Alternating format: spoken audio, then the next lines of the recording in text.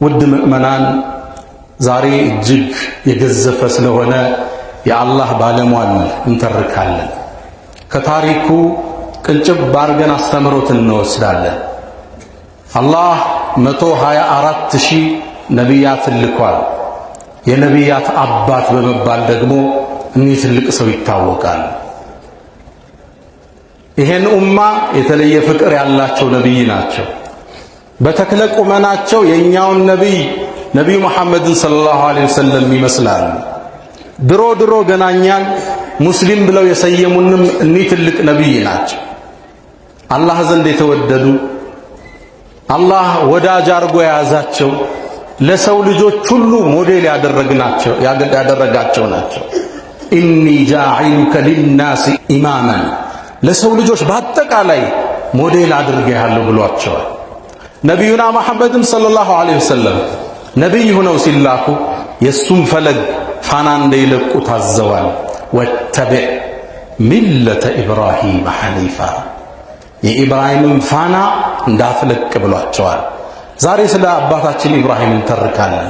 ከነቢዩላህ ኢብራሂም መላክ በኋላ የመጡ ነቢያቶች ከሳቸው ዘር ነው የተቀዱት።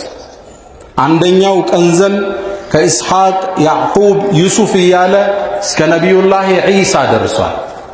ሁለተኛው ቀንዘል ከኢስማዒል እስከ ነቢዩና መሐመድ ሰለላሁ ዐለይሂ ወሰለም ደርሷል። ሁሉም የሁሉም አባት እሳቸው ናቸው። የሁሉም ሞዴል እሳቸው ናቸው።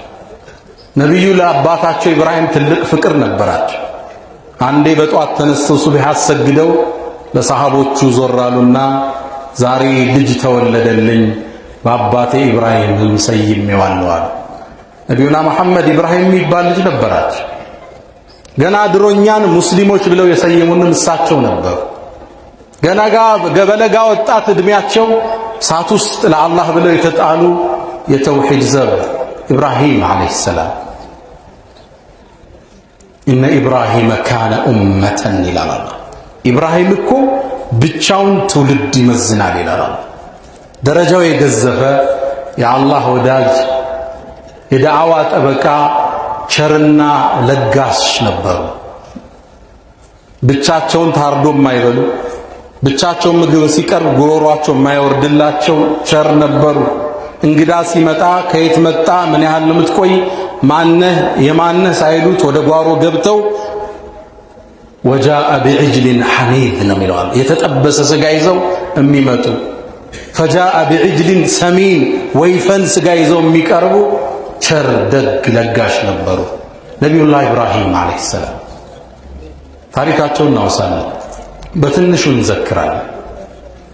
ነቢዩላህ ኢብራሂም ከጣዖተኛው ቤት ያደጉ የተውሂድ ዘብ ናቸው። ልጅ እያሉ አባታቸው አዘር የሚባለው አገሪቱ ላይ የተከበረ ጣዖት ሻጭ ነበር። ጣዖት ይሰራል፣ ይቀርጻል፣ ለማህበረሰቡ ይሸጣል። ለእርሱ የጣዖት ስራ የኢኮኖሚም የአምልኮም ምንጭ ነበር ለአባቱ። እዚህ ቤት ውስጥ አላህ ተውሂድን አወጣ። ይኽሪጁል ሐየ ሚነል መይት ከሙት ሕያውን ፈለቀቀ አላህ። ከምንጩ ጀመረ አላህ። ይሄን ወጣት አወጣው አላህ። የነ ኢብራሂም የተላኩበት ዘመን ህዝቡ ከዋክብትን ያመልክ ነበር። ስለዚህ እነዛ ከዋክብቶች ጨረቃ በሌሊት አለች፣ ቀን የለች። ፀሐይ በቀን አለች፣ ምሽት የለች። ስለዚህ ጨረቃን ለመለመን ቀን ላይ አይመችም። ጨረቃን የሚመስል ጣዖት ይሰራል። ሌሊት ላይ ሐጃ ካላቸው ልጅ ስጠኝ፣ አድነኝ፣ ሪዝቄን ክፈትልኝ ለማለት ወደ ጣዖት ይማጸናሉ። ሌሊት ላይ ደግሞ የፀሐይ የለችም። የፀሐይን ቀርጸው ደግሞ አስቀምጠዋል። ይሄን ንግድ የሚቸበችቡት የእሱ አባት ነበሩ። ታዲያ ኢብራሂምም ዓለይሂ ሰላም ገና ወጣት እያሉ ጣዖትን መርካቶ አውጥተው እንዲሸጡ በአባታቸው ይታዘዙ ነበር። ተውሂዳቸውን ግን አልለቀቁ። የተውሂድ ዘብ ነበሩ ከልጅነት ነቢይ ሳይሆኑ። ወለቀድ አተይና ኢብራሂመ ሩሽደሁ ሚን ቀብል ንቡዋ ነቢይ ሳይሆን አቅሉን አጽድተነው ነበር፣ ለተውሂድ ልቡን ከፍተነው ነበር ይላል። አይወድም ይሄ በአዳም ልኮ ጣዖቱን ድረሱልኝ ሐጃይን አውጡ ከልጅነቱም ይጸየፈው ነበር። ታዲያ አባቱ አዞት ጣዖት ይዞ ሲወጣ እንደ አባት መታዘዝ አለበት። ይዞ ወጥቶ ግን የተውሂድ ጥሪ ያስተጋባል። ጣዖቱን ተሸክሞ መርካቶ ውስጥ መን የሽተሪ ማ የዱሩሁ ወላ የንፈዑሁ ይላል። የሚጎዳውን ማይጠቅመው የሚገዛ ማን ነው ይላል። ሰው ይገዛል እንዴ? ሳይሸጥ ይመለሳል። ወንድሞቹ ሽጠዋል፣ አባትየው ይመተዋል። አንተ ከይዚ ብሎ እንዲህ ያላደገ የጣዖት አምልኮን ተጸየፈ። የዓለማትን ጌታ መገዛት አለብን ብሎ ጥሪውን አስተጋባ። ታዲያ ህዝቡን ከሽርክ ለማውጣት ሁለት መንገድ ቀየሰ። የመጀመሪያው እነሱ ጣዖትን የሚያመልኩበት ፀሐይና ጨረቃን ምሽቶች አሉ። አብሯቸው ወጣ። ሊያመልክ መሰለውና አባቱ ደስ አለው። ልጅ ተመለሰ። አብሯቸው ቁጭ አለና ፈለማ ጀነ ዐለይሂ ለይል ሌሊቱም ሲደገዝዝ ሲጨልም ረአ ከውከበን ከዋክብትን አየ። ዳዕዋ ጀመር። ሃዛ ረቢ ይሄ ነው ጌታ ያላቸው። ደስ አላቸው። እነሱም ጌታቸውን እየተማጸኑ ነው ኮከቡን። ከዛ ፈለማ አፈል ኮከቡ ቆይቶ ጠፋ። ቃለ ኢኒ ላ ኡሒቡል አፊሊን እንዲህ ብቅ ጥልም የሚል ጌታማ አልፈልግም አላቸው። ዳዕዋ ነው ለነሱ። ከዛ ትንሽ ቆይቶ ጨረቃ ወጣች። ባዚገን ፍንትው ብላ ወጣች። ሃዛ ረቢ ደመቅ ያለው ጨረቃ ነው እንጂ የበለጠ ጌታችን አለ። ጨረቃም ንጋት ላይ ጠፋች። እንዴ ህዝቦቼ ምንድን ነው ጥመት ውስጥ ነን እንዲህ አላቸው። ራሳቸው እንዲያናግሩ እያረጋቸው ነው። ከዛ ጠዋት ላይ ፀሐይ ወጣች። ባዚገተን ፍንትው ብላ ከነሙቀቷ ከነጨረሯ ይሄ ነዋ ጌታችን አለ። እነሱም ደስ አላቸው። ማታ ላይ ፀሐይ ጠለቀች። ወገኖቼ ወይ ፀሐይም እኮ ጠለቀች፣ ማታ ማን ሊጠብቀን ነው? ከዛም ተዋቸው። ኢኒ ወጀህቱ ወጅሂየ ሊለዚ ፈጠረ ሰማዋት ወልአርድ ሐኒፈን ሙስሊመን ወማ አነ ሚነል ሙሽሪኪን አላቸው። እኔ ፊቴን ለዓለማት ጌታ አቅጣጫለሁ አላቸው። ጨረቃንም የሚያወጣ የሚያገባው፣ ፀሐይንም የሚያጠልቃት የሚያወጣት እሱ ነው ጌታ ያላቸው። አልተቀበሉትም። ግን ትንሽ ቀልባቸውን አሻክሮታል። ሁለተኛ መንገድ ጠበቀ። እነሱ የበዓል ቀን አላቸው። ጣዖታቸው ዘንድ ምግብ ያቀርባሉ። ምግቡ እንዲባርኩላቸው ምግብ ደርድረው ወጠው ሄደዋል። ደርሰው ሲመለሱ ሊመገቡት ነው። ኢብራሂም ገባ። መጥረቢያውን ፋሱን ይዟል። ሲያይ ምግብ ቀርቧል። አላ ተእኩሉን አላቸው። አትበሉም እንዴ አላቸው። ጣዖቱ ይመልሳል። ማለኩም ላ ተንጥቁን ለምን ማትናገሩት አላቸው። መልስ የለም። ፈጀዐለሁም ጁዛዘን ነው የሚለው አለ።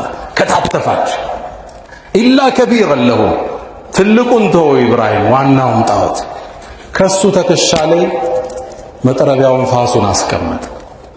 ሰዎቹ ለአምልኮ ወደ ቤተ አምልኳቸው ሲገቡ አመድ ሆነዋል። ጣዖታቶቹ ተሰባብረዋል። ደነገጡ። መን ፈዐለ ሃዛ ቢአሊሃቲና ኢነሁ ለሚነ ዛሊሚን ይሄን ያረገ ማን ነው? በዳይ ነው አሉ። ከመሃላቸው አንዱ ሰሚዕና ፈተን አንድን ብላቴና ፈታ የሚል የቁርአን ቃል ከ15 ከ19 ዓመት ላለ ወጣት ሊሰጥ ስያሜ አንድን ብላቴና አይተናል። የዝኩሩሁም በመጥፎ ሲያነሳቸው ዩቃሉ ለሁ ኢብራሂም ኢብራሂም ይባላል። ያኔ ሁሌ ሽርክ የሚለው ጥሩት። ኢብራሂም ተጠራ። ፊት ለፊት ተሰየመ። ተጠየቀ። አአንተ ፈዐልተ ሃዛ ቢአሊሃቲና ያ ኢብራሂም አንተ ነህ እንደ ጣዖታቻችን ለይሄን ጉድ የሰራው አሉት። ኢብራሂም ዞር አሉና ትልቁ ጣዖት ላይ መፍለጫ መዶሽ እንትና ፋስ አለ። ቃለ በል ፈዐለሁ ከቢሩሁም ሃዛ ይህ ታላቃቸው ነው አብረውኝ እንዴት ይገዛሉ ብሎ እርምጃ ይወሰድባቸዋል። ፈስአሉሁም ኢንካኑ የንጥቁን የተሰበሩትን ሰብስቡና ጠይቋቸው እንዲነግሯቸው አላቸው። ኢብራሂም አሁን ወደ ነጥቡ እየደረሰ ማይናገር ነው የምታመልኩት የዓለማት ጌታ የታል እያላቸው ከዛም ወደ ነፍሳቸው ተመለሱ ይላል። ከዛ ቀን አሉና እንደማይናገሩም አንተ ታውቅ ይላሉት። ታዲያ ማይናገር ታመልካላችሁ? ህዝቤው ጥመት ላይ ናችሁ አላቸው። ማመን መቀበል ከጎረምሳው ከብላቴ ነው አልፈለጉ። ቃሉ ብኑ ለሁ ቡንያነን ፈአልቁሁ ፊል ጀሒም። ይሄ ዲናችንን ሊያበላሽ ነው፣ እሳት አቀጣጥሉና መቀጣጫ እናድርገው ተባለ። ከእውነቱ አፈነገጡ።